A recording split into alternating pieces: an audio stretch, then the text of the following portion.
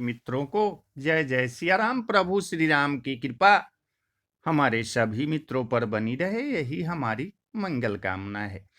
तो भगवत गीता में श्री कृष्ण ने कहा है कि जो पुरुष अंतकाल में भी मुझको ही स्मरण करता हुआ शरीर को त्याग कर जाता है, वह मेरे साक्षात स्वरूप को प्राप्त होता है। इसमें कुछ भी संशय नहीं है।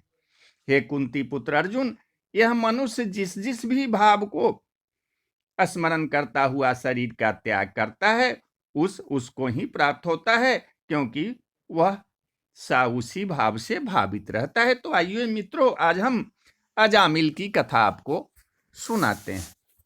कन्नौज के आचारच्युत एवं जातिच्युत ब्राह्मण अजामिल ने कुल्टा दासी को पत्नी बना लिया था। न्याय अन्याय से जैसे भी धन मिले वैसे प्राप्त करना और उस दासी को संतुष्ट करना ही उसका काम हो गया था। माता पिता की सेवा और अपनी विवाहिता साध्वी पत्नी का पालन भी कर्तव्य है, यह बात उसे सर्वथा भूल चुकी थी। उस कुल्टा दासी से अजामिल की कई संतानें हुई। पहले का किया पुण्य सहायक हुआ, किसी सत्पुरुष का उपदेश काम कर गया। उसने अपने सबसे छोटे पुत्र का नाम नारायण रखा। बुढ़ापे की अंतिम संतान पर पिता का अपार मोह होता है। अजामिल के प्राण जैसे उस छोटे बालक में ही बसते थे। इसी मोहग्रस्त दशा में मृत्यु की घड़ी आ गई। यमराज के भयंकर दूत हाथों में पास लिए आधम के और अजामिल के सूक्ष्म शरीर को उन्होंने बांध लिया। उन विकराल दूतों को देखते ही भय से व्याकुल अजामिल ने पास खेलते हुए अपने पुत्र को कातर स्वर में पुकारा, नारायण नारायण।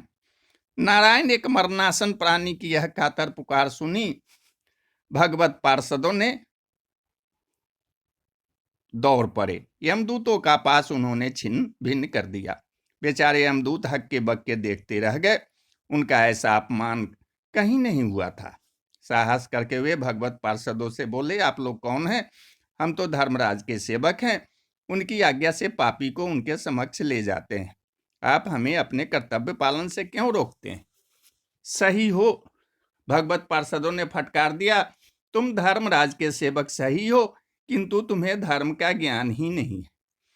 जानकर या अनजान में कोई भी व्यक्ति जिसने भगवान नारायण का नाम ले लिया वह पापी रहा कहाँ? इस पुरुष ने पुत्र के बहाने सही, नाम तो नारायण प्रभु का लिया है, फिर इसके पाप रहे कहाँ? तुम एक निष्पाप को कष्ट देने की धृष्टता मत करो। यमदूत क्या करते हुए अजामिल को छोड़कर यमलोक गए और अपने स्वामी के सम्मुख हाथ जोड़कर सारा वृत्तांत निवेदित किया। दूतों की बात सुनकर यमराज बोले, सेवको, तुम लोग केवल उसी पापी जीव को लेने जाया करो जिसकी जीव से कभी किसी प्रकार का भगवान नाम न निकला हो, जिसने कभी भगवत कथा न सुनी हो और जिसके पैर कभी भगवान के पावन लीला स्थल में न गए हो, अथवा जिसके हाथों ने कभी भगवान के श्री विग्रह की पूजा न की हो।